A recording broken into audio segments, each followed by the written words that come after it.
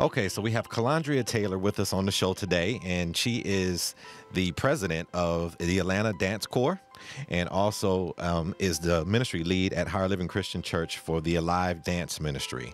Calandria, thanks for joining us on the show this morning. And thanks for having me. Yes, I'm actually the owner and artistic director for Atlanta Dance Corps. Okay. And the director for Alive Dance Ministry, Higher Living. Okay. So take a few minutes and introduce yourself and tell us, the viewers about your journey and how you studied and trained and became the dancer that you are today. And also, just tell us anything else about yourself that we should know. Okay. Well, I have been studying dance since the age of 3. By the time I was in college, I started training with a local dance studio in my hometown. And pretty much after that, I left Mobile, Alabama, and moved to Atlanta and started wanting to make money, of course, and get a real job. Right. As I was working in the social services department, I ran into several artistic people and began to study dance at Atlanta Ballet here in Atlanta. Okay. From there, my career was formed and revived. I started doing church workshops because I was a member of Higher Living. At the time, we didn't have a dance ministry, so I did outreach workshops with a few friends in the dance world. After doing several years of workshops, I started the dance ministry at our church. From there, I began to go into schools and other establishments teaching dance to kids. So it was kind of a twofold thing starting at the same time. I was teaching dance in the church, and I was also teaching dance in schools and daycare centers and other programs, and just continuing to study. I've studied with Atlanta Ballet for the past 10 years. I've gone to New York. I've trained with the Alvin Ailey Studios. Wow. I do teacher training sessions every summer. This summer I was there for a week, and I had a chance to train with dancers from all around the world, from Russia to Japan, and my training instructor is very well known, Fanice J. Hung, and just studying with him has taken me to a whole nother level as well.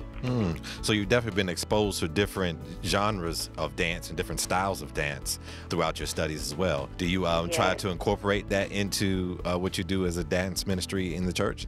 Definitely. Ballet and modern are the two that I incorporate the most, and they're kind of one and the same, but ballet and modern dance are basically the most creative and expressive forms. When you go to the ballet or you see any of the dance groups that come, they always center around ballet, which is the core of every dance movement. Everything comes from ballet, even if it's not technically a term for what you just did. There's going to be something that brings you back to the foundation of ballet. Wow.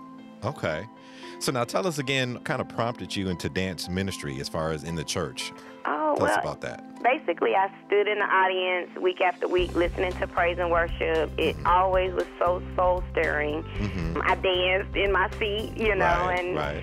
I started with Higher Living when we had only 200 members, and the benefit of coming to a new church is, the ministries are not all formed. Right. So I had a chance to actually approach Pastor Landis directly and say, is there a way for us to begin a dance ministry at our church? Because it was just, something I was taking my talents and my gifts that I wanted to give God out into the world, doing workshops for other churches and training other dancers how to do what I wanted to do at my own church. Right. So that's basically how I started, with the question of, can we start? And Pastor Landis was very open to the idea and pretty much allowed me to take it from there. Okay. Now here's a question for you. I guess from your perspective, your dance experience and everything that you had coming into the church, when you look at the worship experience, and you see the praise and worship going on and so forth, what part of it hits you to see like as a need when you think of all the elements of the performing arts? What prompted you to feel like, did you feel like there was something missing? Or what, explain that. Okay, well, the best way to explain the dance ministry's role in the worship experience is if you go to a movie and you see a soundtrack or you hear the soundtrack, Right. you can even hear the actors talking and going through their roles and, you know, the different parts of the show. But if there's no video, if you can't see what they're doing and you're just listening, it's basically like listening to TV radio. Right. We actually are the accessory to the ministry. The ministry, jumping into another comparison, we're basically the accessory to the worship and arts department. I mean, they're the core. They're like, you know, the house that's been built, the wood, the floors, the carpet. Right. We add the furniture. It just does not look well without one piece going into another. And just like us, you know, we can't dance without music. So Right. Yeah, they work together, related, definitely.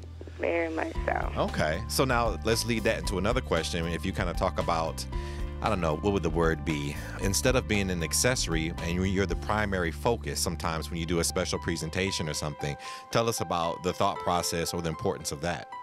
When we have an opportunity to do what we call a song of preparation, and that is actually to prepare the congregation for the word that Pastor Landis or any pastor is getting ready to go forth with, it's very important that we stay within the realms of where he is studying. We try not to do anything that's going to have everyone saying, where did that come from? Right. Like, it's just not appropriate to do things that are going to uplift our ministry versus to echo what is already going on in your house. So it's very important that our garments, which, by the way, every garment, every color represents something different within the spiritual world, and they represent what you're trying to say. If you want to talk about praise, you're going to wear your purple. If you want to speak of the glory of God, you'll wear your blue. If you want to speak of God's perfection, you'll wear your white. And you can mix them all together and just cause greatness and, you know, explosion in your piece, in your ministering piece as well. Right. But it's just very important from the beginning of a dance piece to the end of it to just have everyone in place. There's all levels. Everyone cannot do the same thing. Everyone cannot be a part of every inch of the song.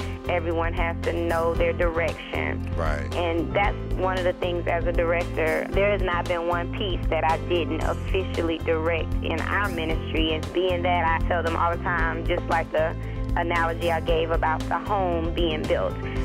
When God gives me a song, I listen to it day in and day out, and as an architecture, just lay out the foundation of the song, and I rely on the ministry to bring their gifts to help put the song together. Right. And as a director, I'm able to correct. I'm able to say, well, no, we'll use this piece here, we'll use it at another part, or maybe it's not for the piece at all.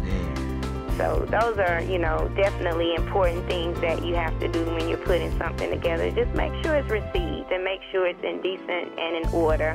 Okay. Make sure your garments are correct, which are the things that you wear to bring attention to the piece as well. Make sure everyone is in sync with that. Right.